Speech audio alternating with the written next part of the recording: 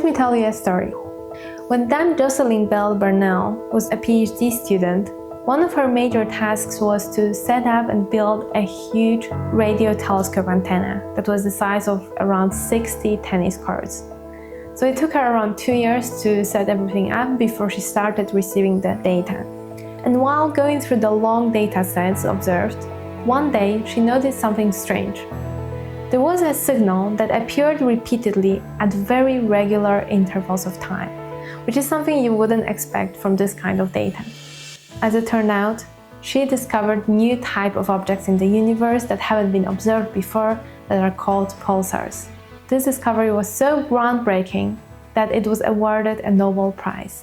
However, the prize didn't go to her, but to her supervisor. And I remember a couple of years ago, I attended a seminar talk by Jocelyn Bell. In the Q&A session, I asked her a question: what advice would you give to early career scientists that are thinking about stepping into the academic journey?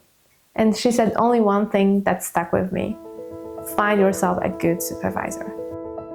Choosing the right supervisor. Why does it matter? Your PhD supervisor is the single most important person throughout your PhD journey. They are your guide, your mentor, your safety net, and the person you will go to with so many questions.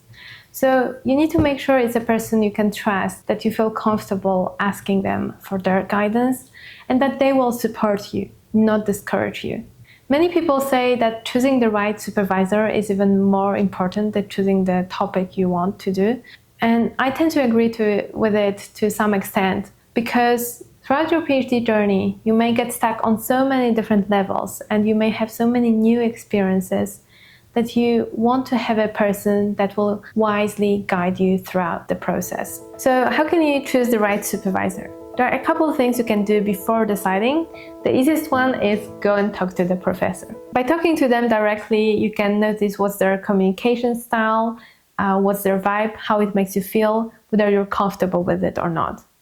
Secondly, you can go and search for their talks and seminars online. It's a common practice, especially after COVID times, that many of the videos from seminars are uploaded to YouTube that are publicly available, and you can see how they tend to explain multiple difficult concepts to wider audiences. Because that's most likely their teaching style, that's more likely the way they also discuss problems with others, and see how that makes you feel as well. Third, ask their current students. If you know some of them, go and talk to them directly. If you don't know, you can usually find them online, find their email address and write to them. Let's say, hey, I saw you're working with this professor. I'm thinking of joining your group, but before making the decision, I wanted to ask what's your experience, how the group works, if there are any things you particularly enjoy or particularly dislike that you could share. And that could give you a good sense of how the students are feeling in the group.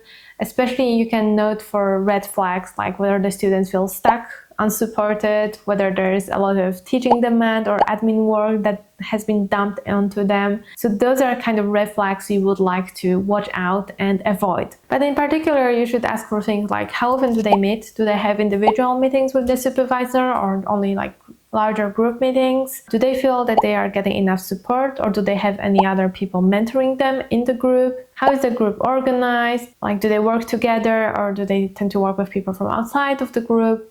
And things like that. And finally, check their papers, the network, who they collaborate with, if there's some information of their funding.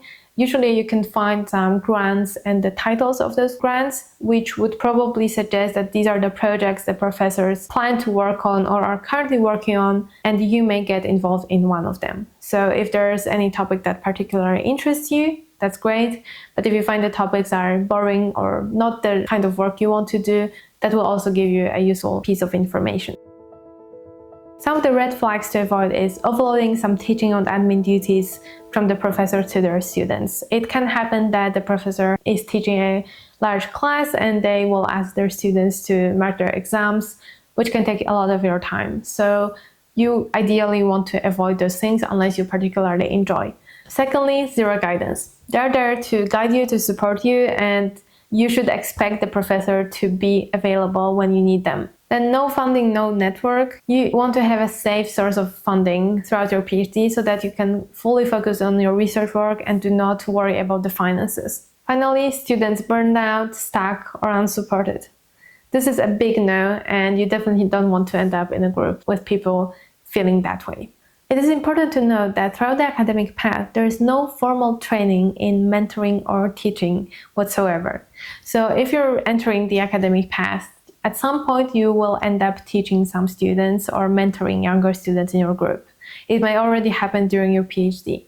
And the problem is nobody is going to tell you how to do that. So you need to learn it on your own as you go through it by experience. And the same applies to the professors who are PhD supervisors. So the mentoring style and teaching style tends to be very subjective, but in general we can divide two major groups of professors being more hand-on supervisors and more hand-off ones.